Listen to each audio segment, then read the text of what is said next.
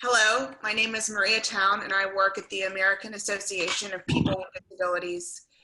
AAPD is a national cross-disability civil rights organization, and it was actually founded to defend and protect the Americans with Disabilities Act. In 1990 and for decades before, the disability community had come together across experience and diagnosis to reject segregation and barriers that prevented people with disabilities from thriving and living their dreams. The Americans with Disabilities Act made clear what disabled people already knew was possible. We knew that we could be valued employees, that we could contribute to our communities in substantial and meaningful ways if only we didn't experience discrimination at every single step of the way. And 30 years later, AAPD is still working to defend and protect the ADA and to make sure that the next generation of disability rights leaders have the support they need to confront our nation's most pressing problems. The ADA changed the physical landscape of this nation. We now have the expectation that buildings and services will be accessible, but as our society evolves, so do our ideas around inclusion. We continue to see so many disabled people, especially those who are multi-marginalized, experience discrimination in both large explicit ways and through microaggressions. And one of the things that I want to see in the future is a world where everyone can choose where and how they want to live and be able to access the resources and supports they need to not only survive, but thrive. My name is Jasmine Bailey, and I'm the Programs Coordinator and Operations Manager at AAPD. And one reason why the Americans with Disabilities Act is important is because it lays down the foundation that the basic idea of people, all people, regardless of background, are treated equally and viewed equally under the law. For people with disabilities, it doesn't matter if you have a short-term, long-term disability, if you are born disabled or acquire your disability throughout life, you have the opportunity, like everyone else, to be treated fairly and just. So I wanted to just reflect on the ADA and acknowledge that we have come a long way, but also recognize that we have a lot to do. So in my role here at AAPD, I want to ensure that we work with our stakeholders and our partners to ensure that this dream is met. Thanks so much for your time and happy anniversary. Hi, my name is Kevin. I'm AAPD's in-house intern. And something I've seen through my work at AAPD is the lack of accessibility and access to accommodations on college campuses. Some of our programs that I've been able to work on this summer, like our disability advocacy class and our summer internship alumni network, have allowed me to hear from people with a wide variety of disabilities and an area of life that a lot of them face issues with accessibility in is higher education. In 2016, about 20% of college students reported having a disability, but there's no real national training or guidelines for colleges to approach accommodating students with disabilities. This lack of resources for colleges opens the doors for these institutions to check the box on fulfilling their ADA duties without making their accommodations inclusive of all people with disabilities. I've talked to so many students and I've heard stories about inaccessible dorms, elevators that can take hours or even days to fix, Braille that leaves out key details, and long processes to get extra time on exams. With updates to the ADA and help from advocates like those we are training through some of our programs, we can get colleges and universities to go past ADA compliance and make sure that their campuses are accessible to all students. That way we can ensure no student is left behind, and we can move forward with increasing disability representation in all fields.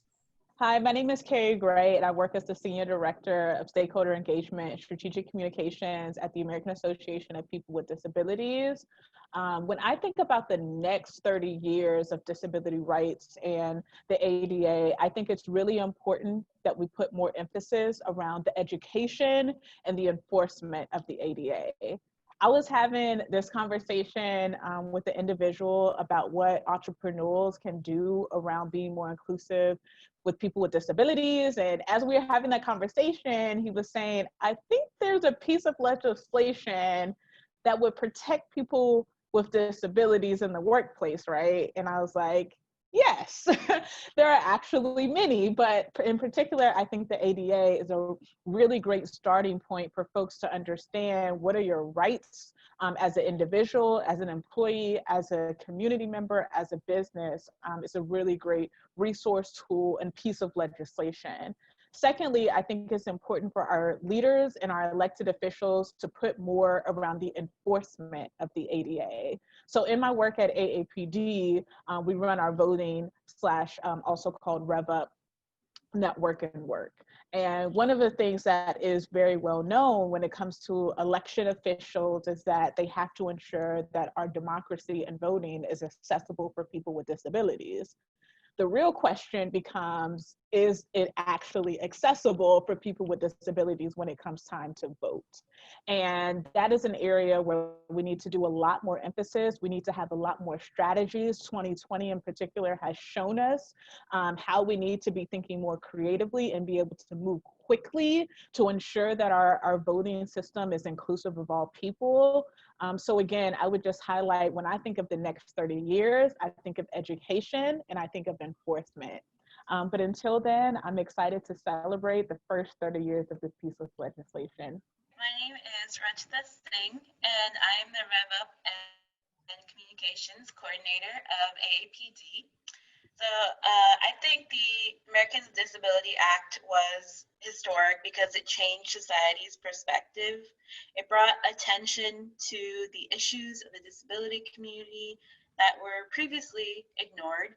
The disability community used to be treated as more of an overthought or afterthought, but the ADA provided some tools for them to become more involved in the norms of society. Nowadays, we take things like accessible transportation, ramps, and curb cuts for granted, but it was only 30 years ago that these seemingly simple ideas had to be fought for. So because of the ADA, not only were these means of accessibility provided, but employers are now expected to treat people with disabilities as they would any other employee. There is a lot of work that needs to be done, which is the purpose of AAPD, but there is no doubt that the ADA was a pivotal stepping stone in disability rights, and it showed what can happen when a community comes together and when legislators join hands. So thank you, and I'm really glad that we're celebrating the 30th anniversary of the ADA.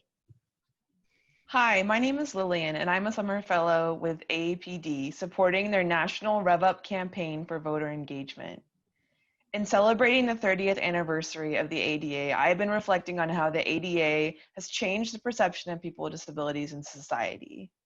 Beyond requiring accessibility and prohibiting discrimination, the ADA helped create a more inclusive society that began to recognize disability rights as human rights. The passing of the ADA meant that my younger brother with Down syndrome was born into a family and community that accepted, supported, and respected him. While celebrating the ADA, I also look to the future and the work that the community of disability advocates and allies must continue to tackle persisting inequalities, especially combating voter suppression and ensuring that folks with disabilities can vote independently, privately, and also safely, especially during this pandemic. The foundation of disability rights in our country has been laid by the work of many advocates who fought tirelessly for the ADA, and it is up to each one of us to continue their legacy and to work intersectionally and inclusively for a more just and equitable world. Hi everyone, my name is Morgan Dunn, and I serve as the Executive Assistant at the American Association for People with Disabilities.